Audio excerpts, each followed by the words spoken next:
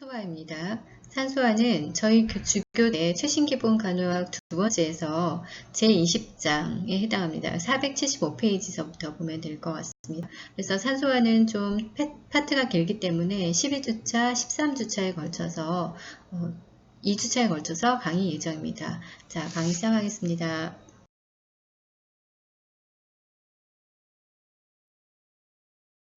자, 이번 주제 학습 목표입니다. 산소의 학습 목표는 지금 9가지인데요. 이번 주자는 1에서부터 4번까지 학습 목표를 하겠습니다. 자, 첫 번째 학습 목표는 호흡의 생리적 기전을 인지할 수 있으시면 됩니다. 두 번째는 그 산소화에 영향을 미치는 어떤 요인들이 있는지를 알면 되죠. 그리고 세 번째는 그 산소화 상태에 대한 간호사정의 주요 내용을 인지할 수 있으면 됩니다. 네 번째, 산소화 요구, 그리고 그거와 관련된 간호 진단이라든지 간호 계획을 인지할 수 있으면 됩니다. 자, 호흡의 생리적 기전을 보겠습니다. 저희 교재 475페이지에 나와 있는 내용입니다. 자, 호흡기계라는 거는 어디서부터 어디까지라고 볼 수 있어요? 그러니까 비강, 코에서부터 폐포 아래까지 이르는 거를 호흡기계라고 볼 수 있잖아요. 이런 호흡기계는 뭐를 합니까? 산소하고 이산화탄소의 주요 통로가 되잖아요. 그래서 상부호흡기계, 하부호흡기계 나눌 수 있습니다. 상부호흡기계 같은 경우는 이제 비강부터 인두, 후두덮개, 후두로 구성되어 있어서 주로 여기서는 흡입된 공기를 가온한다든지 여과한다든지 또는 가습을 담당한다고 보시면 돼요. 자, 하부호흡기계는 어떻게 구성되어 있냐면 기관, 그 다음에 주기관지인데 오른쪽 우측 주기관지, 좌측 주기관지 이렇게 구성되어 있고요. 그 다음에 세기관지, 종말 세기관지로 구성되어 있습니다. 여기서는 공기의 전도라든지 선모운동 또는 점액 생산을 담당하고 있다고 보시면 돼요. 그 다음에 저 아래 말단에 폐포라든지 폐모세혈관망, 여기는 이제 호흡의 세기관지잖아요. 여기서는 보통 산소하고 이산화탄소의 교환을 이룬 확산이 이루어지는 곳이라고 보시면 돼요. 또 폐포의 계면 활성제를 생산하는 것도 요 하부 호흡기계 말단에 해당합니다. 그래서 지금 여기에 해당하는 부분이죠. 자, 이런 호흡기계 내면은요, 어떻게 되어 있냐면, 저희 교재 475페이지 오른쪽에 나와 있는데요. 점막층으로 덮여 있어요. 그래서 외부에서 흡입된 먼지라든지 어떤 감염원을 이 점막층이 흡착해버려서 어떤 자극이나 이런 감염원으로부터 호흡기계를 보호하는 역할을 이제 내면의 점막층이 하고 있습니다. 그래서 이런 점막에 축적된 이물질들은 이렇게 점액과 함께 선모작용을 통해서 자꾸 구강 인두 쪽으로 이동해요. 그래서 기침 반사를 통해서 밖으로 제거되는 그런 활동을 하고 있죠. 그래서 이런 기침이나 이런 반사적인 방어 기전이기 때문에 이런 것들을 위해서는 점막이 어떻게 되냐면 지속적으로 약간의 수분 상태를 한 상태가 좋기 때문에 이런 충분한 수분 섭취가 필요한 겁니다. 그래서 호흡기계 내면은 점막층으로 덮여 있다라는 거 기억하시면 될 것 같습니다. 저희 제 475페이지에 나와 있는 내용을 간단하게 설명한 겁니다. 호흡기계 구조를 다시 한번 보겠습니다. 호흡기계는 상부호흡기계하고 하부호흡기계로 나눈다고 했었죠. 자, 상부호흡기계는 아까 어떻게 했어요? 비강에서부터 인두, 후두덮개, 후두 여기까지 상부호흡기계라고 했었죠. 그리고 이제 이런 상부호흡기계는 어떤 일을 한다고 했습니까? 흡입된 공기가 이렇게 흡입해서 들어오잖아요. 이런 공기를 가온한다든지 여과한다든지 가습을 담당하는 게 이제 상부호흡기계 하는 거죠. 그리고 여기 후두덮개가 있어가지고 음식물이 들어오게 되면 후두덮개가 덮이면서 음식물이 기도로 들어가지 않도록 해주는 것도 상부호흡기계에서 하는 일입니다. 자, 하부호흡기계는 앞에서 얘기했죠. 기관이나 오른쪽 주기관지, 왼쪽 주기관지, 그 다음에 세기관지, 종말 세기관지 이렇게 돼 있어서 여기 하부호흡기계에서는 어떤 운동을 하냐? 선모운동이라든지 점액 생산을 담당한다고 하죠. 그래서 이런 선모가 점액을 인두로 이동시켜가지고 이물질이 못 들어오게 하는 거예요. 그리고 먼지, 입자 이런 것들, 그 다음에 점액층으로 들어온 입자들 이렇게 다 붙잡아 버립니다. 그죠? 그래서 이런 일들을 하는 것들이 이제 하부호흡기계에 사는 일들이죠. 그래서 하부호흡기계는 호흡기 내면은 점막층으로 덮여 있기 때문에 이제 수분 상태가 충분하게 수분 상태가 있어야지만이 어떤 기침이라든지 이런 걸 하면서 반사적인 방어 기전을 쉽게 할 수 있다라고 했었습니다. 앞에서는 했던 내용이죠. 호흡의 구조에서 폐에 대해서 보겠습니다. 자, 폐는 렁이라고 하죠. 자, 그림에서 보듯이 흉곽의 좌우에 이렇게 쌍으로 위치해져 있습니다. 그리고 이 아랫부분은 뭐라고 하냐면 폐 기저면이라고 합니다. 그래서 폐 기저면은 지금 어디에 닿아 있어요? 횡격막 위쪽으로 위치해 있죠. 그리고 이 위쪽, 폐 위쪽 부분은 우리가 에이픽스 폐첨이라고 하거든요. 자, 이 폐첨 부분은 첫 번째 늑골 높이라고 보시면 되는데 가장 이제 또 알기 쉽게 보면 자, 여기 클래비클 쇄골이 보이시죠? 자, 쇄골 위에서 2, 3cm 위로 올라간 위치한 게 이제 에이픽스라고 보시면 됩니다. 그래서 폐 위쪽의 둥근 부분이다 라고 생각하시면 되고요. 폐는 옆으로 나뉘는데요. 자, 우측 폐는 세 개의 옆으로 나뉘어져 있고 좌측 폐는 2개의 옆으로 구분되어 있습니다. 그래서 각각의 이제 옆으로 나눴는데 우측 폐는 지금 아까 세 옆으로 나눠 있다고 했잖아요. 근데 다시 10개의 분절로 또 나눠지고요. 좌측 폐는 2옆으로 나눠지지만 나중에 8개의 분절로 나눈다고 보시면 됩니다. 그 다음에 폐 아랫부분 아까 얘기했던 폐 기저부 같은 경우는 아까 얘기했죠. 횡격막, 가슴막 위에 놓여져 있다고 했었고 이런 폐는 탄력 조직을 가지고 있기 때문에 탄성을 가지고 있어서 호흡 중에 수축하거나 팽창하거나 할 수 있는 그런 성질을 가지고 있습니다. 그래서 폐에 대해서 간단하게 봤습니다. 다음은 호흡기 구조에서 흉막에 대해서 보겠습니다. 흉막은 2겹의 막으로 되어 있어요. 그래서 폐 쪽에 접하고 있는 그런 장측 흉막, 자 그림에서 보시게 되면 폐 쪽에 접하고 있는 장측 흉막과 그 다음에 흉벽 쪽에 닿아 있는 그 벽측 흉막 이렇게 2개로 나눠져 있고요. 구성되어 있고, 자 그 가운데는 흉광이라고 하는 그런 공간을 형성해요. 흉막 내 공간, 흉관을 형성해서 여기는 이제 흉막액이 들어있어가지고 폐가 쉽게 팽창하거나 수축하도록 하는 그런 돕는 기능을 하는 게 이제 흉막액이 하는 그런 일입니다.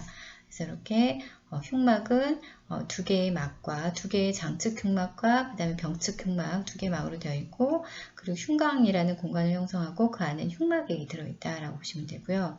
이런 흉막 사이 공간에는 그 대기압에 비해서 약간 음압으로 유지되어 있습니다.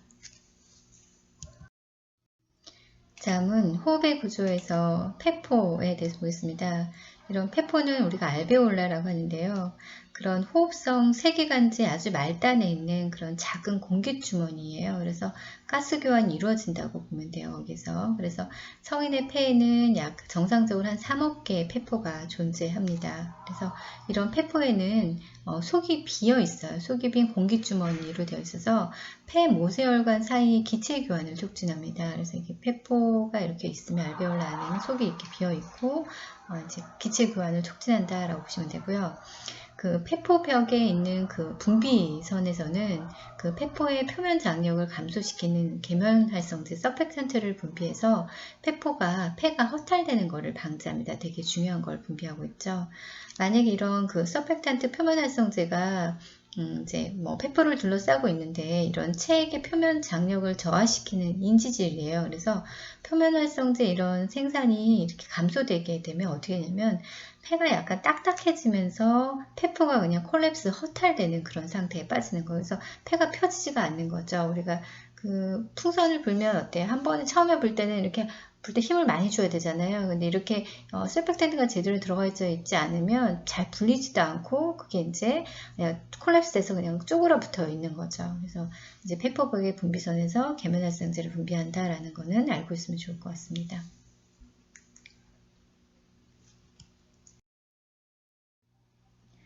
자, 호흡의 생리적 기전을 이어서 하겠습니다.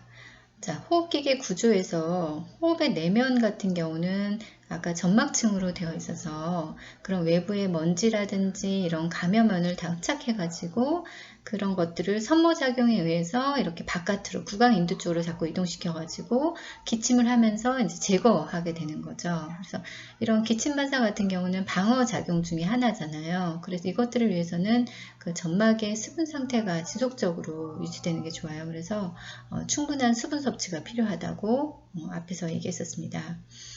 저희 책의 475페이지에 그 표의 20.1을 보게 되면 그 호흡 기능에 따라서 어떤 산소 문제가 있는지 그거에 대한 어떤 간호중재가 필요한지를 한번 보겠습니다. 공기 전달 통로가 이제 만약에 호흡기에 문제가 생기게 되면 이런 염증이라든지 객담이라든지 부종이 생기면서 기도가 이제 좁아지는 거죠. 공기 전달 통로가 좁아지기 때문에 자 그런 대상자는 어떻게 하냐면 일단 감염이 안 생기게 해줘야 되고 어떤 심호흡이라든지 기침을 유도하고 그다음 활동을 격려해주는 그런 간호중재가 좋고요. 만약에 이제 워밍이 잘 안 됐어. 가온이 안 되면 찬 공기가 흡입되면서 기관지가 수축하겠죠. 그러면서 기관지가 좁아지게 됩니다. 그렇기 때문에 이런 적절한 환경의 온도를 유지하는 것도 중요한 거죠. 그 다음에 가습 같은 경우는 가습이 제대로 되어 있지 않아. 그러면 기존의 점막이 건조해지겠죠. 기존의 점막이 건조해지니까 점막의 농도가 올라가고 또 기도 분비물이 이제 잘 이동하기가 어려워지면서 기도가 폐색되는 그런 위험이 생길 수 있습니다. 그래서 이런 기도 폐색의 위험이 생기게 되면 어떤 간헐중재를 해주냐, 생기지 않게 하는 게 제일 가장 좋기 때문에 수분 섭취를 많이 격려하고 수분 공급을 높여주면 됩니다. 그 다음에 필터링이 잘 안 되게 되면 여과가 안 되기 때문에 염증이나 감염이 올라가겠죠. 그러면서 이물질이나 세균 등이 이제 쉽게 하부 호흡기도로 들어오게 됩니다. 그렇기 때문에 그런 것들을 안 하게 하려는 그런 간헐중재는 금연을 한다든지 공해물질 흡입이나 감염 예방하는 거죠. 그리고 심호흡하고 기침 격려하고 그 다음에 기존의 흡인 같은 거 이제 어떤 분비물에서 흡인해 주는 것들이 있을 수 있습니다. 그 다음에 이물질 배출 같은 게 문제가 생기게 되면 염증이라든지 감염, 중추신경계가 손상받아가지고 이물질이 침입해서 분비물이 침착됩니다. 그래서 이런 것들은 심호흡한다든지 기침을 격려한다든지 기존에 흡인한다든지 체외백 해준다든지 이런 것들이 이제 우리의 간헐중재에 해당합니다. 자, 호흡의 과정에 대해서 보겠는데요. 자, 호흡이라고 하는 거는 개인과 환경 간의 이런 가스 교환이라고 보시면 되잖아요. 그래서 폐환기라든지 가스 교환, 산소하고 이산화탄소 운반 이 세 가지가 이제 호흡이라고 보시면 돼요. 그 중에 첫 번째 그 풀모너리 벤틸레이션 폐환기라고 하는 거는 이제 저희 책에 지금 476페이지 나와 있는 얘기인데요. 이런 흡기하고 호기로 이루어지는 호흡을 통해서 폐포에 공기가 이동하는 게 이제 풀모너리 벤틸레이션 폐환기다라고 보십니다. 자, 거기서 첫 번째 인스피레이션 흡기 같은 경우는 지금 여기 첫 번째 그림에 나오는 게 이제 인스피레이션 흡기잖아요. 흡기는 그 폐 내로 공기가 들어올 때 흉곽과 흉부의 근육의 움직임이 동반된 그런 활동이 인스피레이션 흡기라고 하는 거고요. 자, 호기 익스피레이션 같은 경우는 지금 두 번째 그림인데요. 자, 폐 바깥쪽으로 공기가 나가는 그런 수동적인 움직임이라고 보시면 됩니다. 이제 이 두 가지를 폐환기, 풀모너리 벤틸레이션이다 라고 설명할 수 있습니다. 다음은 리트렉션에 대해서 설명하겠습니다. 리트렉션이라는 말은 뭐냐면 호흡 보조 근육을 많이 사용했을 때 나타나는 그런 거를 리트렉션이라고 표현합니다. 지금 그림에서 이렇게 일반적으로 숨을 쉴 때는 이렇게 가슴 가운데가 쑥쑥 들어가지 않은데 이렇게 여러 가지 근육을 사용하면서 이 가슴 가운데가 들어가는 걸 우리가 리트렉션이 있다라고 표현하거든요. 자, 어떨 때 그러냐. 자, 호흡곤란이 있어요. 내가 대상자가 숨쉬기가 너무 힘들어요. 그럴 경우는 이제 복부라든지 목이라든지 등에 있는 그런 호흡 보조 근육을 많이 사용합니다. 그러다 보면 이렇게 우리가 봤을 때 이렇게 리트렉션, 흉골 퇴축이 있다고 하거든요. 이제 이게 보이는 건데요. 자, 왜 생기냐면 호기할 때, 호기 그러니까 앞에서 얘기했잖아요. 호기는 폐 바깥으로 공기가 나가는 움직임이라고 했잖아요. 호기가 할 때가 되면 횡격막과 늑간근이 이완하면서 흉곽의 용적이 좁아집니다. 그러면서 폐 안의 압력이 증가하면서 공기가 폐 바깥쪽으로 나가게 되는 그런 과정을 거치는데요. 호흡곤란이 있는 경우에는 이런 과정을 막 유지하기 위해서 그냥 일반적으로 안 되니까 복부나 목 이런 코어 보조 근육을 많이 사용하면서 환자가 이제 리트랙션 증상을 보이는 겁니다. 그래서 이렇게 이제 그림에서 보는 것처럼 보이죠. 이럴 때 쓰이는 그런 그 근육들이 어떤 것들이 있냐면 늑간근이라든지 견갑골 부위 근육이라든지 흉쇄 유돌근, 승모근, 대흉근 이런 것들이 호흡 보조 근육들을 막 사용해서 호흡하게 되는 그런 거를 리트랙션이 있다라고 표현합니다. 그러면 내 대상자 리트랙션이 있다라는 거는 지금 호흡하기가 편하겠다, 안 편하겠다, 호흡하기가 힘들구나라는 걸 시사한다고 보시면 됩니다. 자, 다음은 폐 순응도하고 기도 저항에 대해서 보겠습니다. 폐 순응도라는 거는 그 폐가 잘 팽창할 수 있는지를 보는 거예요. 그러니까 폐 용적에 영향을 주기도 하죠. 그래서 이런 폐 순응도가 감소했다라는 거는 폐가 팽창하기 어렵다라는 말이거든요. 그러면 여기에 가장 많은 영향을 미치는 게 계면활성제입니다. 그래서 계면활성제는 폐 순응도 또는 폐 팽창 능력을 증가시키는데요. 어떤 사람들이 이렇게 폐 순응도가 많이 떨어지냐, 우리 대상자 중에 이제 그 호흡 기능에 문제가 있는 그 미숙아 같은 경우는 보통 7개월, 8개월 이럴 때 태어난 아이들 같은 경우는 폐가 충분히 성숙하지 못하고 태어난 경우가 많아요. 그런 아이들은 이렇게 폐 안에 계면활성제가 부족하거든요. 그러면 폐가 충분히 팽창하지 않기 때문에 숨 쉬는 게 되게 힘들어지죠. 그래서 이런 폐 순응도가 떨어지는 대상자가 있다라는 거, 그러면 이제 이 환자는 숨쉬기가 힘들어지겠죠. 그 다음에 기도 저항이라는 거는 공기가 기도를 통과할 때 어떤 막히거나 방해 요인이 있다. 그러면 기도 저항이 있는 거죠. 그죠? 그 다음에 이제 기도 폐쇄는 호흡을 방해하기도 하고 협착이나 또는 그 어떤 기도 직경이 감소됐을 때, 이럴 때 이제 기도가 폐쇄되면서 호흡을 방해하는 원인이 되잖아요. 그래서 직경이 지금 그림에서 보듯이 이렇게 기도 직경이 많이 감소되면 충분히 숨쉬기가 힘들겠잖아요. 자, 이런 기도 폐쇄 같은 경우는 어떨 때도 안 또 생길 수 있냐면, 아이들 같은 경우는 동전을 삼켰다든지, 또 장난감 삼켰다든지, 음식 조각을 삼켰다든지 이럴 때도 기도 폐쇄가 일어날 수 있잖아요. 그래서 이런 것들도 이제 문제가 될 수 있습니다.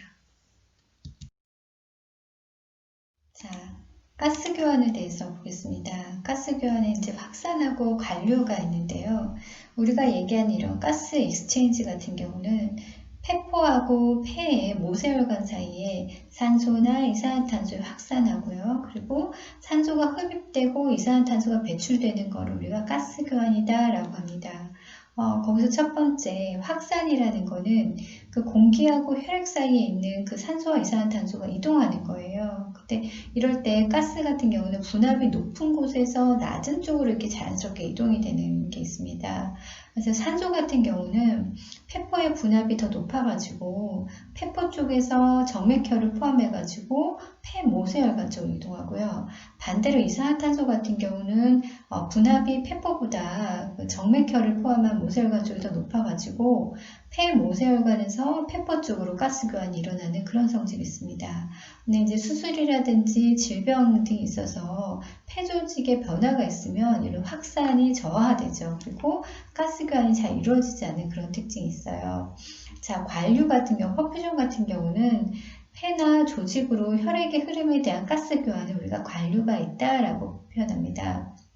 그래서 이제 가스 교환이 이루어진 신선한 그런 폐모세혈관의 혈액은 이런 관류에 의해서 조직세포로 많이 운반되는 거잖아요.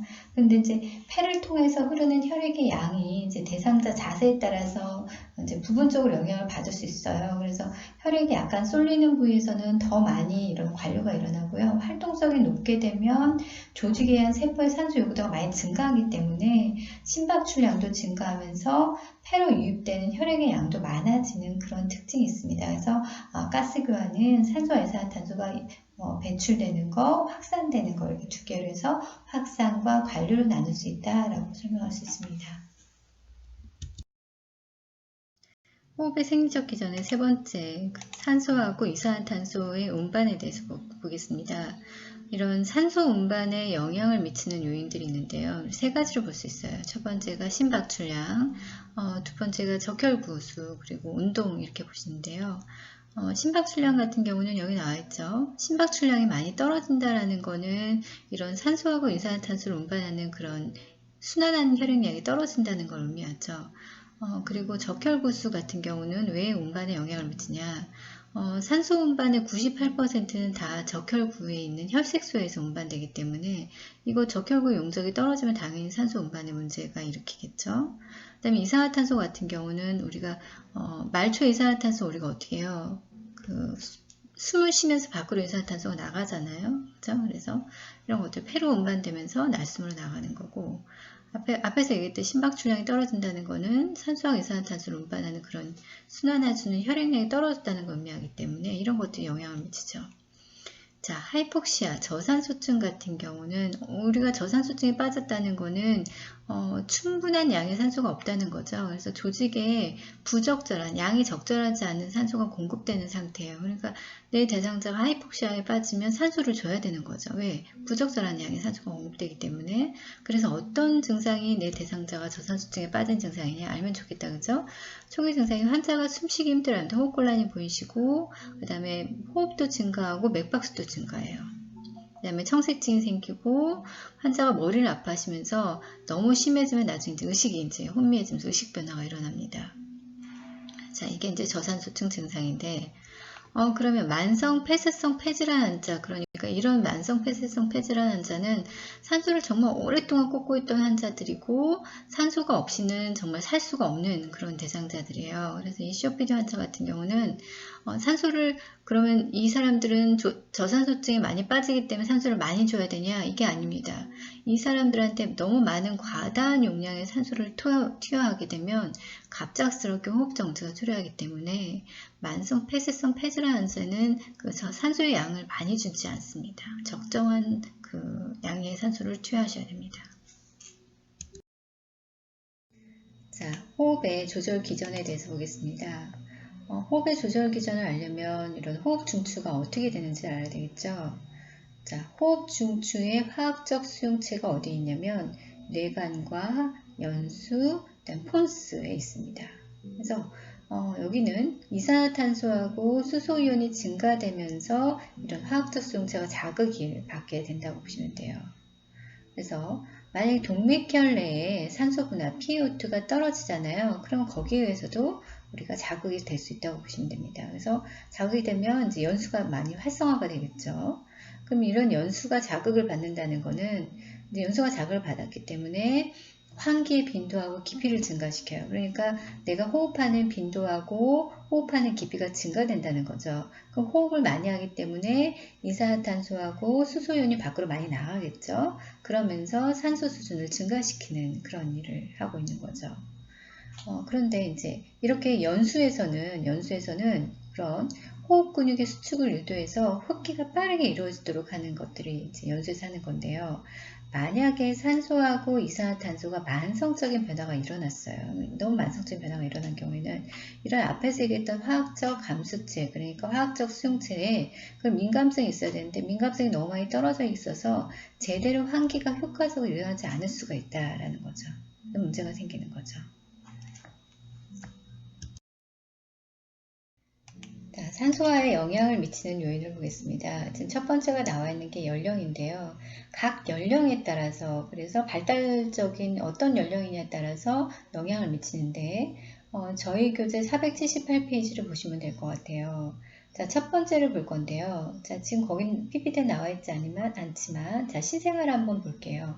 신생아 같은 경우는 처음에 출생하면 어때요? 그때 처음에 출생하면서부터 첫 호흡을 시작하잖아요. 그래서 그 첫 호흡을 하고 나서부터 매번 호흡할 때마다 폐가 서서히 팽창해서 생후 2주 정도가 돼야지 완전히 그 폐가 다 팽창한다고 보시면 돼요. 그리고 영아 같은 경우는 정상 흉곽이 조금 작아요. 그리고 기도도 짧아요. 그래서 뭔가 들어가게 되면 아스피레이션 되는 흡인의 위험이 되게 높습니다. 그리고 영아 같은 경우는 어때요? 우리 정상 성인 같은 경우는 호흡률이 분당 20회잖아요. 그런데 영아는 분당 호흡률이 정상이 30에서 60회란 말이에요. 매우 빨라요. 그래서 좀 다르죠. 그런데 이렇게 빠른 것도 어떻게 돼야 이게 정상으로 좋아지냐? 폐포의 크기와 수가 증가하면 할수록 이제 호흡률이 조금씩 낮아지면서 적절한 산소화가 일어난다고 보시면 돼요. 그러니까 그 전까지는 호흡이 좀 빠르죠. 또 34주 계면활성제 설펙탄트 같은 경우는 임신에서 34주에서 36주에 형성이 되는데, 만약에 34주 이전에 아이가 출생했다고 쳐요. 그러면 34주 이전에 출생한 아이는 충분히 계면활성제가 만들어지지 못했잖아요. 그러면 그 아이는 계면활성제가 하는 일이 있단 말이에요. 계면활성제 앞에서 얘기했었죠. 폐포의 표면 장력을 감소시켜가지고 폐가 허탈되는, 콜랩스되는 걸 방지하는 게 계면활성제가 하는 일인데, 34주 이전에 출생했어 아이가. 그러면 계면활성제가 제대로 만들어지지 않기 때문에 폐포가 허탈되고 가스고환이 잘 안 되는 그런 문제가 생길 수 있겠죠. 그렇죠?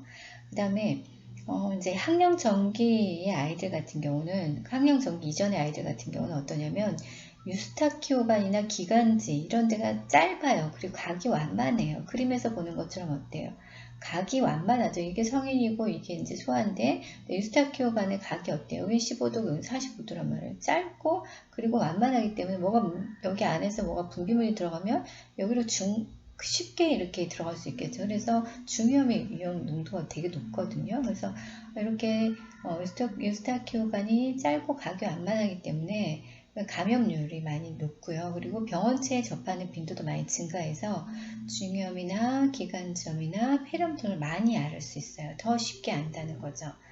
자, 그 다음에 노인 같은 경우는 어떠냐면, 노인은 어때요? 노화 과정이 생기잖아요. 그러면서 피하 지방층이 많이 상실돼요. 그래가지고 피부에서 골격계가 쉽게 막 보이잖아요. 피부 봐도 그 골격계가 쉽게 관찰된다는 거예요. 그리고 척추 후만증이 진행된 경우도 있어요. 그래서 자꾸 기울어진 자세를 보인다는 거예요. 그래서 이런 노인들 같은 경우에 흉곽을 보면은 전후 직경이 많이 증가되어 있는 원통형 흉곽이 대표적입니다. 그래서 지금 그림에서 볼게요. 이 그림에 보게 되면 전후 직경이 많이 증가되어 있잖아요. 이렇게 원통형 흉곽이 된다라는 거예요.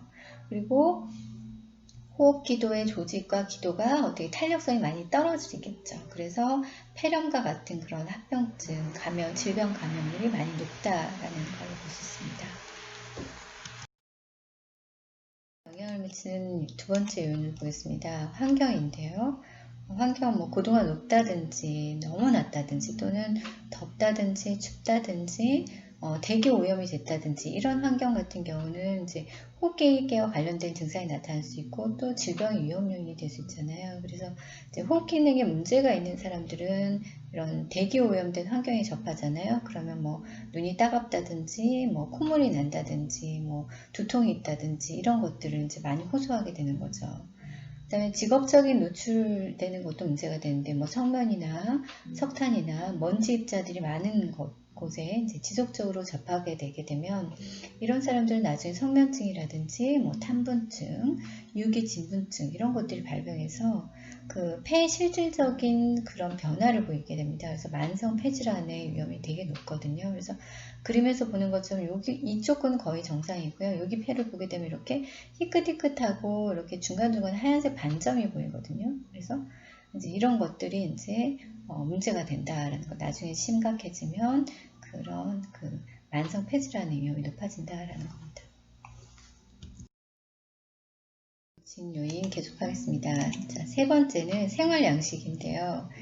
잘 움직이지 않고 계속 그냥 누워만 있는 대상자들은 어때요? 폐포 확장이 충분하지 않잖아요. 그래서 이런 심호흡 같은 그런 호흡의 운동 기회가 많이 떨어집니다. 그래서 이런 사람들도 산소에 영향을 미치게 되고, 흡연도 마찬가지잖아요. 흡연을 많이 하게 되면 호흡 부전에 뭐 문제가 생길 수도 있고, 폐질환도 생길 수 있고, 그다음에 뭐 건강 상태는 이제 급성이라든지 만성 질병을 갖고 있으면 이것도 호흡 기능에 이제 영향을 미친다고 봅니다. 그다음에 약물 중에는 그런 마약류, 그러니까 마약류 약물은 진정제 효과는 되게 좋거든요. 그런데 호흡 중추를 억제해서 문제가 생길 수 있죠. 그래서 호흡의 깊이를 많이 저하시키는 그런 약들이 있는데 대표적인 게 마약류하고 진정제입니다. 그래서 마약류하고 진정제를 투여했으면 호흡 억제나 호흡 정지 위험이 있다는 건 알고 있으셔야 됩니다. 그리고 뭐 스트레스도 이제 산소에 영향을 미치는 건데, 우리가 왜 스트레스를 많이 받게 되면 막 크라잉을 막 심하게 하잖아요. 그러면 이제 어떻게 돼요? 조금 많이 심하게 울거나 스트레스 많이 받게 되면 씩씩거리잖아요. 그러면서 과도 환기가 일어나요. 하이퍼 벤틸레이션이 일어납니다. 이것도 문제가 되죠. 그리고 이제 교감신경계가 자극을 받게 되면 에피네프린이 막 분비되면서 이제 세기관지를 막 확장시켜요. 그러면서 혈류량도 많이 이제 증가시키는 거예요. 막 얼굴이 울그락불그락해지잖아요. 이제 이런 것들에 자극을 받아서 그런 거고, 이제 지속적으로 스트레스가 노출되게 되면 이제 심혈관계 이제 질환도 많이 생길 수 있습니다. 산소화의 문제인데요. 산소화의 문제는 이제 과다한기 하이퍼벤틸레이션과 과소한기 하이퍼벤틸레이션을 볼 수 있습니다. 자, 과다한기는 뭐냐면 호흡을 많이 하는 거예요. 그래서 호흡의 수하고 깊이가 많이 증가되는 거죠. 그래서 만약에 뭐 20번만 쉬어야 되는데 뭐 30번 이상 쉬었다든지 이렇게 자꾸 숨을 많이 쉬었기 때문에 밖으로 이산화탄소가 너무 많이 배출된 거죠. 그래서 이제 환자가 어떻게 되냐, 나중에 저탄산혈증에 빠진다든지 호흡성 알칼리증이 된다든지 이렇게 됩니다. 과다환기 문제점이죠. 이런 원인은 어떤 것 때문에 생기냐면 너무 불안하다든지 뭐 뇌 손상이 입었다든지 뭐 감염됐다든지. 근데 이제 과다환기가 많이 일어나는 거는 심각한 불안 상태에 빠지면 내가 불안하면 어때요? 숨을 더 자주 쉰다는 거죠. 이런 것들. 그다음에 산염계 불균형으로도 생길 수 있습니다. 그래서 이런 하이퍼벤틸레이션이 일어나는 증상은 어떤 증상이 일어나면 빈맥, 맥이 빨라지고요. 환자가 호흡곤란이 생기고 어지러워집니다. 그리고 흉통이 생기죠. 그리고 집중력도 떨어지고 뭔가 사지에 저린 감각도 막 생기고요. 이명도 생기고 나중에 이제 진압력까지 떨어지는 이런 증상이 생깁니다. 그 다음에 이제 과소환기는 하이퍼벤틸레이션이에요. 잘 숨을 안 쉬는 거예요. 그래서 호흡의 수와 깊이가 많이 떨어집니다. 막 20번 쉬어야 되는데 뭐 20번 안 쉬고 뭐 10번 이하로 쉰다든지 이런 것도 문제가 되겠죠. 그래서 신체의 산소 요구량만큼 제대로 벤틸레이션이 되지 않아가지고 저산소증에 빠지게 됩니다. 그래서 이산화탄소가 밖으로, 앞에 과다하기는 너무 많이 이산화탄소가 밖으로 빠진 거고, 얘는 숨을 많이 안 쉬기 때문에 이산화탄소가 배출이 안 되는 거죠. 그냥 축적되어 있는 거죠. 그래서 나중에 과탄산혈증이 되면서 호흡성 에스토시스 산증이 생깁니다. 이게 대표적이죠. 그래서 이거가 생기는 원인은 왜 그러냐면 환기할 수 있는, 내가 숨 쉴 수 있는 능력이 많이 떨어지는 거예요. 뭐 외상을 입었다든지 뭐 통증이 너무 심하다든지. 우리 왜 갑자기 심각한 통증이 있으면 어때요? 제가 이제 대표적인 게 제가 이제 이불장에다 이불을 이렇게 넣으려고 하다가 이불장에 있는 쇠가 딱 하고 떨어졌는데 어디로 떨어지면 제 엄지발가락으로 정확하게 쇠가 딱 떨어졌어요. 엄지발가락의 발톱 쪽으로. 그럼 어때요? 순간 너무 아프죠? 그럼 내가 어떻게 해요? 숨을 참게 돼요. 너무 아프면 잠깐 안 쉬게 되죠. 통증도 들어옵니다.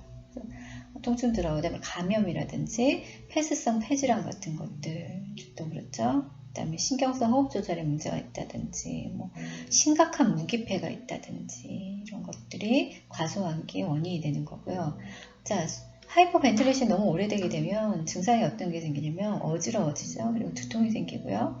기면 상태가 이제 생기고, 그다음에 진압력이 떨어지고, 부정맥, 맥이 정확하지 않고 왔다 갔다 하고, 그 다음에 전해질 불균형도 생기고, 혼수 상태에 빠지고, 계속 숨을 안 쉬게 되면 이제 신정증까지 일어나는 이런 문제가 생깁니다.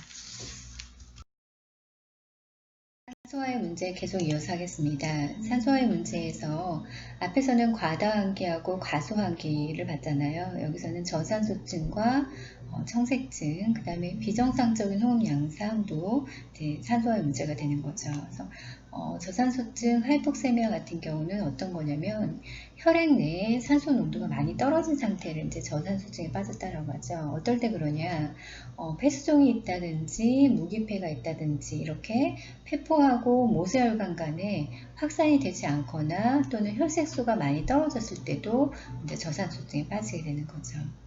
그러면 저산소증에 빠지게 되면 우리 대상자가 어떤 증상이 보이냐면 빠른 맥박을 보이고요. 그리고 빠르고 얕은 호흡이 보이면서 대상자 호흡곤란 증상이 보입니다. 그리고 안절부절 못하거나 이제 어지럽다고 하시고, 그리고 콧구멍을 되게 벌렁거리죠. 우리가 일상적으로 숨 쉴 때는 그냥 코가 평범한데 우리가 숨을 많이 참았다가 내가 만약에 지금 잠수를 했어요. 수영장에서 잠수를 했다가 이제 수면 위로 밖으로 나오게 되면 어때요? 호흡을 더 거칠게 하면서 콧구멍도 벌렁거리잖아요. 이럴 때가 이제 내가 이제 저산소증에 빠졌을 때 상태라고 보시면 돼요. 그리고 숨을 쉴 때 이제 필요하지 않은 늑간에 있는 그런 근육까지 다 쓰는 그런 늑간 흉골 퇴축도 보이고, 그다음에 청색증과 같은 증상이 저산소증 증상이라고 보시면 됩니다.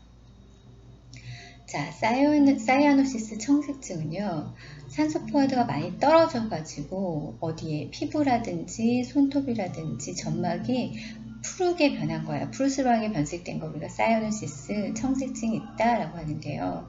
이럴 땐 언제 나타나냐면 앞에서 얘기했던 저산소증이 있거나 저산소 혈증이 있거나 이럴 때 이제 우리가 사이아노시스가 대상자한테 보입니다.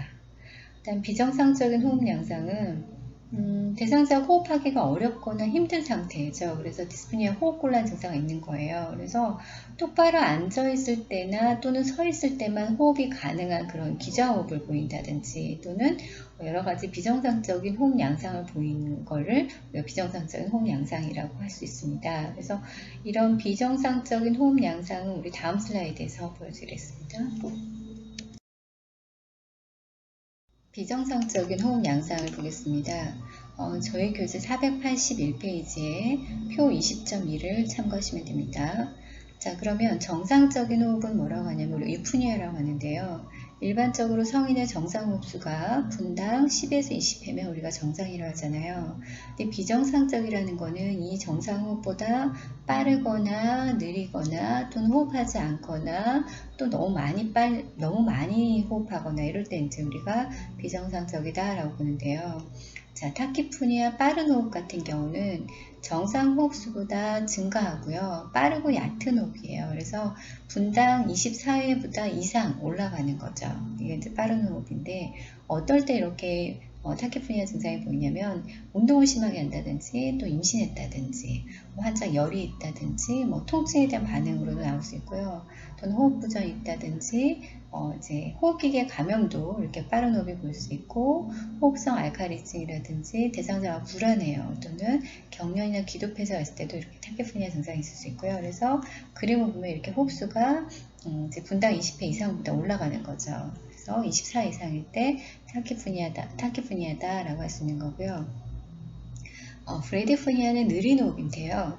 정상 호흡수보다 많이 감소됐다고 보시면 되죠. 그러니까 아까 정상 호흡이 분당 10에서 20회인데 12회보다 아래일 때, 분당 10회 이하일 때 우리가 브레디푸니아에서 느린 호흡이라고 합니다. 어떨 때 이렇게 호흡이 느려지냐면 약물을 너무 많이 먹었어요. 수면제라든지 중추신경계 이제 문제가 있다든지 또는 기도가 폐쇄됐다든지 이런 경우도 기도가 폐쇄되는 느린 호흡도 될 수 있고 또 그것 때문에 또 빠른 호흡도 될 수 있는 그런 문제가 되는 거고요. 아프니아 무호흡이라는 건 숨을 잘 안 쉬는 거예요. 그래서 몇 초 동안 있을 때 숨이 없는 거냐면 15초 이상 되는 호흡이 없는 상태를 이제 아프니아 무호흡이라고 합니다. 그래서 어떨 때 원인이 되냐면 수면 무호흡도 있지만 호흡이 정지될 때도 이렇게 이제 호흡이 있다가 없어지는 이런 양상을 보이는 거죠. 자, 하이퍼푸니아, 그래서 과다호흡 같은 경우는 호흡의 깊이하고 호흡수가 많이 증가한 거예요. 그래서 분당 20회 이상인 건데, 자, 이거는 어떨 때 약물을 또 너무 많이 먹었다든지, 중추신경에 문제가 있다든지, 기도가 폐쇄됐다든지 이럴 때는 과다호흡도 있을 수 있고, 느린 호흡도 있을 수 있어요. 그래서 이렇게 과다호흡은 호흡수가 이렇게 그림을 봤을 때 이렇게 빠르게 이렇게 진행되는 거죠. 그래서 이게 이제 비정상적인 호흡 양상을 다 봤습니다. 비정상적인 호흡 양상을 계속 보겠습니다. 자, 과다한기하고 과소한기는 앞에서 한번 얘기했다 그죠? 자, 과다한기는 하이퍼 벤틸레이션입니다. 그래서 과다한기이기 때문에 호흡수도 많아지고 깊이도 증가하는 거예요. 그림에서 보다시피 좀 호흡이 많아지는 거죠. 그래서 이거는 많이 호흡했기 때문에 CO2가 밖으로 많이 배출됐겠죠. 그래서 동맥혈 가스 분석을 하게 되면은 거기에 CO2가 많이 떨어져 있게 되는 거죠. 그래서 어떨 때 이렇게 과다한기를 하냐, 환자가 어때요? 불안한다든지 아니면 정신적 스트레스가 너무 심해, 또는 천식이 있어, 또는 폐렴과 같은 이런 호흡기 장애가 있다든지 빈혈이 있다든지 임신했다든지 이러면 하이퍼벤틸레이션 보일 수 있습니다. 자, 과소한기는 하이포벤틸레이션이에요. 그래서 숨을 좀 덜 쉬는 거예요. 그래서 호흡수와 깊이가 많이 감소되어 있기 때문에 밖으로 많이 CO2가 나가지 못하는 거죠. 그래서 이산화탄소가 축적돼 가지고 동맥결내에 이산화탄소가 많이 증가된 상태입니다. 그래서 어떨 때 이렇게 과소한기가 나타나면 보시다시피 숨을 많이 안 쉬는 거죠. 그렇게 해서 뇌졸중이 있다든지 그런 마약성 진통제를 계속 오랫동안 사용한다든지 또는 COPD 만성 폐쇄성 폐질환 환자 같은 경우도 이렇게 과소한기를 보입니다. 자, 쿠스마르 호흡은 꼭 기억하시면 좋겠는데요. 지금 그림의 대표적인 쿠스마르 호흡인데요.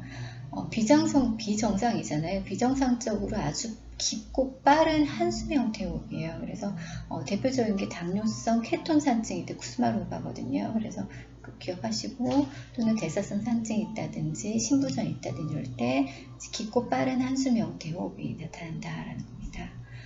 그다음 운동 실조성 호흡 같은 경우는 이게 불규칙적이에요. 그래서 호흡수나 깊이가 되게 불규칙적이고 조절이 잘 안 됩니다. 이게 운동 실조성 호흡인데요.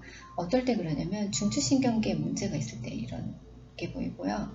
그 다음에 체인스토크 호흡 같은 경우 이것도 기억하시는데요. 체인스토크 호흡은 무호흡도 나타나고 깊고 빠른 호흡이 교대로 나타나는 거예요. 그래서 이렇게 무호흡이 나타났다가 또 빠른 호흡이 있다가 또 깊게 나타나는 이런 호흡인데요. 그래서 이것들은 언제 이런 증상을 보이냐면 환자들이 보통 임종할 때 많이 보이고요. 또는 이제 우려성 신부전이 있다든지 뭐 약물을 너무 많이 먹었다든지 수면에 문제가 있다, 너무 오랫동안 수면하고 있다든지 뭐 중추신경에 문제가 있다 이럴 때 체인스토크 호흡이 보입니다. 그래서 느리고 얕은 호흡을 시작해서 호흡수와 깊이가 막 증가하다가 또 얕아지고 한 30초 동안 숨 안 쉬고 뭐 이런 체인스토크 호흡이고요.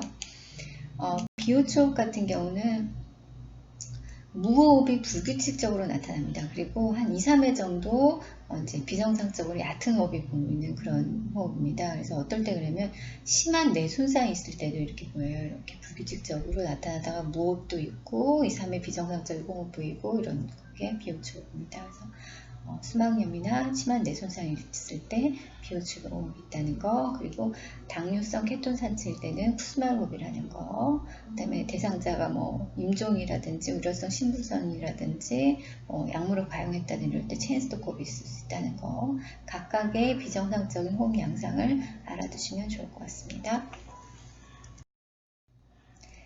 산소화 상태에 대한 간호 사정을 보겠습니다. 저희 교재 480페이지부터 나와 있는 얘기입니다. 책을 참고하시면서 보시면 될 것 같아요. 자, 첫 번째는 이제 간호력인데요. 간호력은 일단 우리가 대상자의 주 호소를 찾는 거예요. 대상자 뭐 때문에 지금 문제가 생겼는지 주 호소를 찾는 건데, 산소화 상태에 대한 간호 사정이기 때문에 호흡기계 합병증이 어떤 거 있는지 봐야 되겠죠. 그래서 뭐 호흡곤란이 있다든지 뭐 기침이라든지 통증이라든지 이런 것들이 어떤 것들이 있는지 보시고, 면담할 때 이런 주관적인 요소를 확인해 가지고 증상과 관련해서 이제 분석하시면 됩니다. 그래서 산소화 상태에 대한 거기 때문에 첫 번째가 이제 심장 기능에 대한 간호력을 보게 되면, 심장에 문제가 있는 사람들은 첫 번째가 가슴 통증으로 쌉니다. 흉통이 있는지 또는 너무 피곤하지 않은지를 보시면 되고요.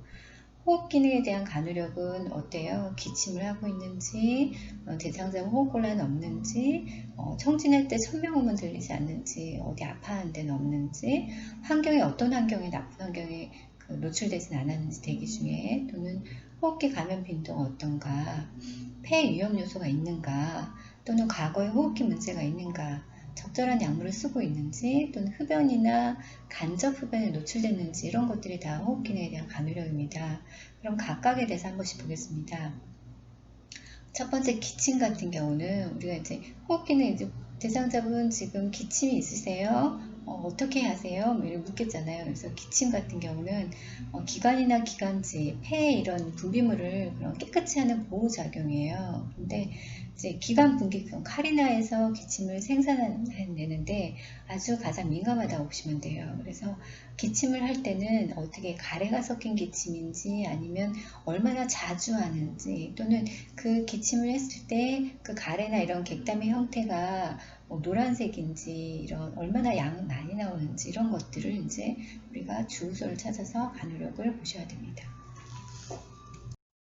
간호력에서 호흡 기능에 대한 간호력 계속 이어서 하겠습니다. 지금 앞에서는 기침에 대한 간호력을 봤잖아요. 여기서 호흡 기능에 대한 간호력은 이제 호흡곤란이 있는지, 어떤 휘징 사운드는 들리지 않는지, 어떤 환경적이나 직업적으로 어떤 대상자가 어디에 노출되진 않았는지를 보는 건데요. 자, 디스프니아 호흡곤란 같은 경우는 내 대상자가 저산소증이나 이런 숨 쉬는데 어려움이나 불편감을 느끼는 그런 것들이 있는지는 이제 물어보셔야 되는 거죠. 그래서 이런 생리적인 호흡곤란인 건 어때요? 우리가 운동이나 흥분이 있으면 우리가 이제 생리적 호흡곤란이잖아요.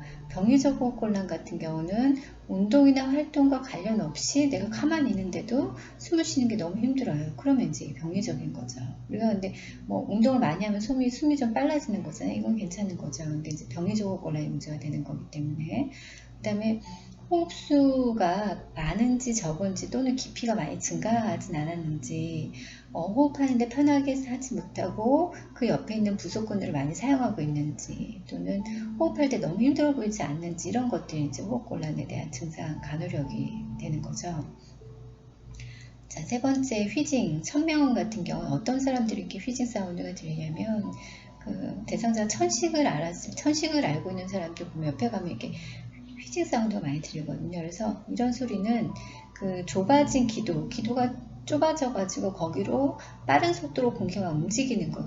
그러다 보니까 그 좁아진 기도로 공기가 나가야 되다 보니까 이렇게 어떤 특정한 그 높은 음질의 휘징 사운드가 들리게 됩니다. 그래서 그게 들리진 않는지를 보시면 되고요.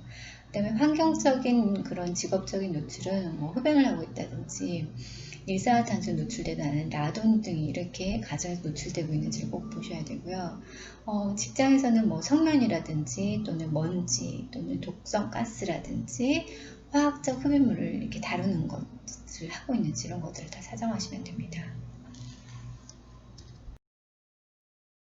대한 간호력 이어서 하겠습니다. 다섯 번째는 내 대상자 호흡기 감염은 없는지를 보는 거예요. 만약에 호흡기 감염이 있다면 호흡기 감염 감기 증상이 얼마나 자주 있었는지, 얼마 동안 있었는지를 보시고요. 또는 이런 폐렴구균이나 이런 독감에 대한 그런 예방접종을 했는지도 보시고, 그 다음에 결핵에 대한 노출이 됐는지도 확인하시는 게 좋습니다. 그 다음에 위험 요소, 가족의 폐암이 있다든지, 내 심혈관계 질환이 있는 가족력이 있다든지, 이것도 이제 호흡 기능에 대한 간호력이 들어가는 거고요.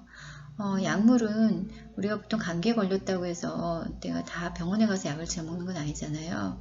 약국에서 그냥 본인이 구입할 수도 있거든요. 그래서 약국에서 구입한 것이 있는지, 아니면 처방전 없이 개인이 복용하는 약이 있는지, 이런 것들도 다 호흡 기능에 대한 간호력에 들어가게 됩니다.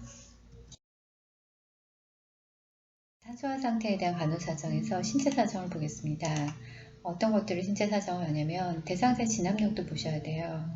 의식 수준이 갑작스럽게 변화하는 것은 이렇게 충분한 산소가 공급되지 않고 있음을 나타내는 걸 수도 있기 때문에 보셔야 되고, 그다음에 활력 증후가 어떤지도 보시는데요.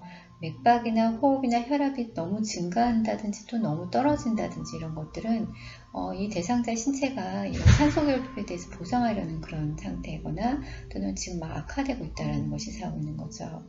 또는 피부와 점막의 색이 뭐 청색증이 있다든지, 또는 온도가 어떤지, 탄력성은 어떤지, 이제 이런 것들, 습도는 어떤지, 차고 창백한지, 뭐 이런 것들. 그래서 축축하고 차갑고 이런 것들, 이런 축축하면서 차갑고 창백하고 이런 피부는 대상자가 산소 결핍에 대한 징후라고 보시면 돼요. 그래서 이런 그 증상, 피부에 대한 점막의 색이라든지 습도, 이런 것도 다 보셔야 되고요. 그 다음에 탄력성이 많이 떨어졌다라고 보시는 거는 내 대상자의 피부 상태가 많이 탈수되어 있다라는 것을 또 시사하는 겁니다. 그 다음에 호흡의 양상 같은 경우는 비정상적으로 너무 조용하게 숨을 쉰다든지, 아니면 너무 힘이 들게 막 꺽꺽거리면서 숨을 쉰다든지, 또는 뭐 시끄럽고 얕은 호흡을 한다든지, 이런 것들도 다 사정하셔야 됩니다. 사정에서 이어서 볼 건데요. 네 번째는 폐음을 청진하는데요. 폐를 팅진했더니 뭐 크라클음, 그러니까 악설음이 들린다든지, 호흡이 너무 떨어져 있다든지, 또는 말싸움 수포음이 들린다든지, 천명음이 들린다든지, 이런 비정상적인 호흡 양상을 꼭 확인하셔야 되고요. 복부도 사정하셔야 돼요. 장음도 청진하시고 복부만도 보는데요. 왜 장음을 청진하냐면 장음이 많이 감소되어 있다든지 복부가 많이 팽만되어 있다든지 이런 것들도 산소 결핍과 관련이 있을 수 있기 때문에 확인하셔야 되고요. 소변 배설량도 보시는데요. 양과 농도를 보는데 소변량이 너무 많이 떨어져 있다는 거는 그 신장으로 산화된 혈액 공급이 잘 안 될 때도 이렇게 소변량이 많이 떨어집니다.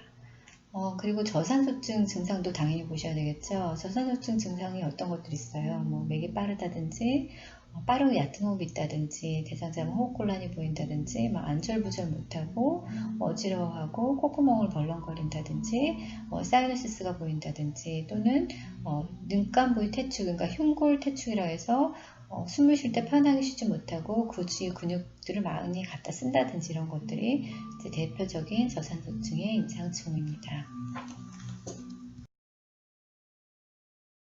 상태에 대한 간호사정에서 진단검사를 보겠습니다. 첫 번째는 전혈구 검사, CBC 검사인데요. CBC 검사에서는 어떤 것들이 산소화 상태에 대한 거냐면 적혈구라든지 헤모글로빈, 헤마토크릿 농도를 꼭 보셔야 돼요. 왜냐하면 이런 그 적혈구나 이런 헤마토크릿은 혈액의 산소 운반 능력에 많은 일을 하고 있잖아요. 그래서 꼭 보셔야 되고, 그리고 백혈구가 너무 올라갔다라는 거는 감염의 문제가 되는 거죠.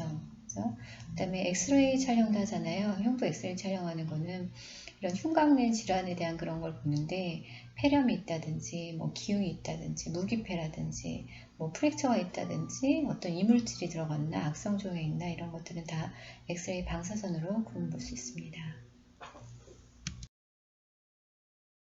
자, 산소화 상태에 대한 간호사정에서 진단검사 이어서 보겠습니다. 세 번째, 진단검사 세 번째는 폐기능 검사를 풀모너리 펑션 테스트라고 하는데요. 이 풀모너리 펑션 테스트는 그 폐의 용적이 어떤지를 보시고요. 그 다음에 폐의 건강 상태나 질병 상태가 있는지를 사정하게 됩니다. 그리고 이제 호흡기계의 기능성을 볼 때도 풀모너리 펑션 테스트를 볼 수 있습니다. 그 다음에 심전도는 일렉트로카디오그램 ECG나 EKG라고 하는데요. 이거는 어때요? 심장에서 발생하는 그런 정기적 활동을 뭘로 그린 거예요? 그래프로 나타낸 거잖아요. 그래서 그래프로 그리면서 어때요?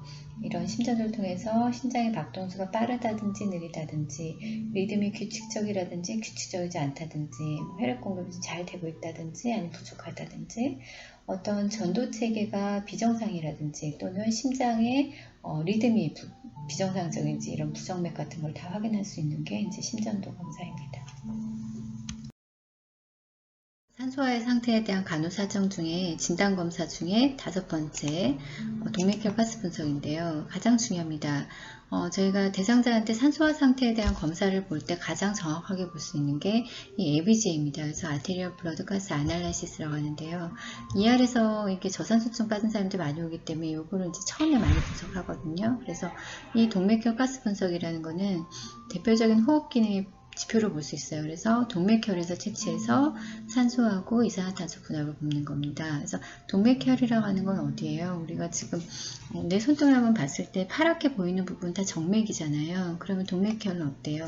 우리가 맥박을 잴 때 어때요?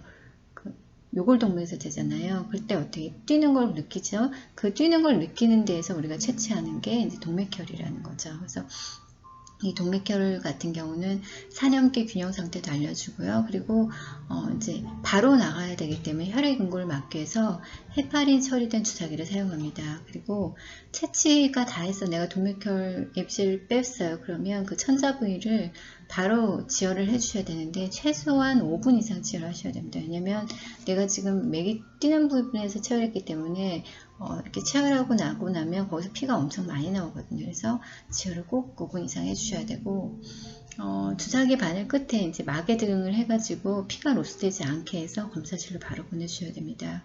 그래서 ABC에 지금 6가지 영역이 각각 나와 있는데요. 이 각각의 정상 수치는 다 외우셔야 됩니다. 그래서 뒤에서 다시 한번 또 설명하겠습니다. 분석 ABC에 대해서 각각의 상목별로 보겠습니다. 자, 첫 번째 pH는 뭐를 의미하냐면 혈액 내 수소 이온의 수잖아요. 그래서 정상이 pH가 7.35에서 7.45일 때 우리가 정상으로 봅니다. 그래서 이 pH 수소 이온 농도가 상승했다는 거는 체액의 산성화가 됐다는 거, 에시도시스가 있다는 거고, 수소 이온 농도가 좀 떨어진다라는 거는 알칼리화 됐다라는 걸 의미합니다. 그래서 pH가 올라가고 내려가에 따라서 산성이냐 알칼리화 됐냐라고 판단할 수 있는 거고요. PeCO2 같은 경우는 이 동맥혈내에 이산화탄소가 얼마나 들어있냐고 분압을 보는 거죠. 그래서 정상은 35에서 45mm의 HG입니다. 그래서 호흡수가 많이 증가하면 어때요? 호흡수를 만들고 호흡을 많이 했기 때문에 이산화탄소가 많이 배출되잖아요. 그럼 어때요? 이산화탄소 많이 나갔기 때문에 내 혈중 안에 PaCO2는 많이 떨어지겠죠. 자, 이런 거를 볼 수 있는 거고, 그래서 만약에 PaCO2가 AB제상에서 떨어져 있어. 그러면 이 사람은 지금 호흡을 많이 하고 있구나 라는 걸 알 수 있는 거죠. 자, PaO2 같은 경우는 동맥혈내 산소 분압을 보는 거잖아요. 그래서 정상이 80에서 100mmHg인데 이거보다 많이 내 대상자 PaO2가 많이 떨어졌어. 그러면 내 대상자 지금 산소가 많이 떨어졌구나. 산소를 좀 줘야 되겠구나 라는 걸 볼 수 있는 거죠. SaO2도 산소 포화도잖아요. 그래서 헤모글로빈이 산소화된 상태로 우리가 SaO2라고 하죠. 그래서 정상이 95에서 100인데 이것보다 더 떨어졌을 때도 내 대상자가 산소가 필요하구나 라는 걸 알 수 있고요.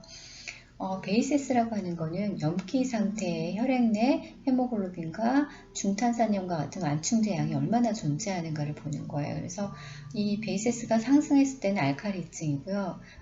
이 수치가 감소했을 때 우리가 산증으로 봅니다. 다음에 HCO3 같은 경우는 이런 중탄산염 신장에서 배출되고 제흡수되기 때문에 이제 정상 20에서 26mHg거든요. 그래서 이것도 베이세스가 어떠냐, HCO3가 어떠냐에 따라서 내 대상자 지금 알칼리증 있는 산증의 예고를 구분해낼 수 있습니다. 자, 다음은 SpO2에 대해서 보겠습니다. 펄스 옥시메터리라고 하는데요. 이 말초산소 파도는 혈액 중에 산화된 헤모글로빈 양을 백분율로 측정하는 거예요. 그래서 손가락에 이렇게 끼워서 사용할 수도 있잖아요. 그래서 손가락 끝이나 귓볼에 끼워서 사용하기도 하죠. 이거는 광전자 감지기가 산화된 헤모글로빈과 산화되지 않은 헤모글로빈에서 이런 반영되는 빛의 양을 비율로 해가지고 산화된 헤모글로빈의 정도를 측정하게 되는 거예요. 그래서 SpO2 정상치가 95에서 100%인데 90% 미만으로 떨어졌다 이런 거는 호흡기능에 문제가 있다라는 거고, PaO2가 이제 아까 앞에서 PaO2 정상치가 얼마였어요? 80에서 100mmHg였잖아요. 근데 90 미만이라는 거는 PaO2가 60mmHg 미만으로 떨어졌다라는 걸 의미하기 때문에 내 대상자가 지금 산소가 많이 부족하구나 라는 걸 시사하는 겁니다. 스펙트럼 컬처에 대한 진단검사입니다. 스펙트럼 컬처는 우리가 객담 배양이라고 하는데요. 수집한 객담에 어떤 미생물이 있는지를 검사하는 거예요. 그래서 검사실에서 보통은 24시간이나 72시간 후에 이 검사 결과를 확인할 수 있습니다. 그래서 그 배양한 검사에서 어떤 균이 자라는지를 보는 거죠. 거기에 맞춰서 내가 만약에 대상 이콜라이가 자라 아니면 연쇄상균이 자라 이럴 때 거기에 맞춰서 항생제를 쓰는 겁니다. 그래서 그람 양성균인지 그람 음성균인지 맞춰가지고 항생제 종류를 선택할 수 있는 거죠. 어떻게 검사하냐면 이런 객단 검사물 같은 경우는 이른 아침에 일어난 즉시 채집하는 게 가장 좋고요. 만약에 내가 효과적으로 이렇게 객단을 뱉을 수 없어. 그러면 기존에 흡인을 해서 검사물을 수집할 수도 있고요. 일회용 묵은 검체를 써가지고 교차 감염을 예방합니다. 그리고 수집한 다음에는 30분 이내로 검사실에 보내야 돼요. 그래서 이렇게 A 그림 같은 경우는 일반 객단 검사이고요. B 그림 같은 경우는 흡인 대상자용 객단 검사입니다. 인후배양 검사입니다. 인후배양 검사는 인후에서 이렇게 면봉으로 채취한 검사예요. 그래서 채취해가지고 어떤 미생물이 자라는지 검사하는 건데요. 보통은 이렇게 편도선염을 많이 생기잖아요. 이러면 이제 보통 연쇄상균이 많이 문제가 되거든요. 그래서 연쇄상균 같은 진단을 사용하기 위해서 이런 인후배양 검사를 하기도 합니다. 그래서 묵은 면봉을 이용해가지고 염증이나 분비물이 있는 부위인지 해가지고 좌우로 문질러서 이렇게 배양튜브에 넣어가지고 나갑니다. 그래서 어떤 것들이 인후배양 컬처에서 어떤 균이 나와서 내 대상자처럼 이렇게 문제가 되는지 보고 거기에 맞는 항생제를 쓰기도 합니다. 8번째, 기관지경 검사 브론코스코피인데요. 브론코스코피는 지금 그림에서 보다시피 이제 후두 기관지를 통해서 이렇게 가는 내시경을 삽입해요. 삽입해가지고 직접 보면서 하는 검사입니다. 그래서 의사가 이제 검진하는데요. 생검이라든지 어떤 조직물을 채취한다든지 어떤 이물질이 안에 들어갈 때 제거한다든지 그런 목적을 하고요. 이런 기관지경 검사를 하고 나면 대상자 호흡을 좀 편하게 할 수 있도록 반자이를 취해주는 게 좋고요. 이게 직접 브론코스코피 직접 넣기 때문에 출혈이라든지 부종 또는 기관지 경련 또는 그 목신소리 이런 것들이 나타날 수 있습니다. 검사 9번째입니다. 인공검사 9번째 흉광전자인데 우리가 소라센테시스라고 합니다. 그래서 흉광 안에다가 직접 바늘을 삽입해 가지고 그 안에 있는 체액을 흡인해내는 검사법이에요. 그래서 이거는 진단을 목적으로 하기도 하지만 그래 진단을 목적으로 검체를 얻거나 또는 이 흉광 안에 축적된 체액을 직접 뽑아주려고도 하기도 합니다. 그래서 흉광은 무균적이잖아요. 그래서 무균적인 공간이기 때문에 이 검사할 때는 외과적 무균술과 표준주의를 꼭 지키셔야 합니다. 그러면 산소화 문제가 있는 대상자의 간호 진단을 하나하나씩 보겠습니다. 어떤 간호 진단을 내릴 수가 있냐면 첫 번째 비효과적인 호흡 양상을 내릴 수 있는데요. 왜냐하면 흡기나 호기에서 적절하게 환기하지 못하고 있어. 그러면 내 대상자는 비효과적인 호흡 양상을 진단을 내릴 수 있고 또 가스교환 장애도 내릴 수 있는 거죠. 그래서 폐포나 모세혈관 그 막사에서 산소와 이산화탄소 제거가 잘 안 되거나 결핍된 상태는 가스교환 장애로 내릴 수 있습니다. 그 다음에 필요하거나 원하는 일상활동을 견뎌내거나 이런 생리적, 정신적 에너지가 불충분한 상태일 때는 활동 지속성 장애나 위험 이런 걸 내릴 수 있고요. 그 다음에 그 생명유지에 필요한 만큼 그 독립적으로 호흡을 시작하고 유지할 능력이 없어. 그래서 어떤 그 기계를 통해서 호흡하고 있는 대상자가 있다라고 보면 인공호흡기를 통해서 호흡하고 있는 대상자면 자발적인 환기 장애를 간호진단으로 줄 수 있습니다. 산소화 문제가 있는 대상자의 간호 진단에 대해서 다시 볼 건데요. 저희 교재 487페이지에 표 20.6에 나와 있습니다. 그래서 간호 진단 앞에서 나왔던 이 4가지하고 관련 요인이 이렇게 나와 있어요. 그래서 보시면 될 것 같고 앞에서 나왔던 이런 비효과적인 호흡 양상이라든지 가스 교환 장애라든지 활동 지속성 장애, 자발적 환기 장애 같은 경우는 이제 어떤 원인이 있는지가 거기 나와 있는 거죠. 관련 요인. 자, 이런 것 외에도 또 어떤 간호 진단을 내릴 수 있냐면 불안이라든지 피로라든지 두려움, 그다음에 수면 양상 장애, 무기력, 사회적 고립감 이런 것들도 우리 산소요구와 관련된 대상자의 간호 진단으로 잡을 수 있습니다. 자, 오늘 강의는 여기까지입니다.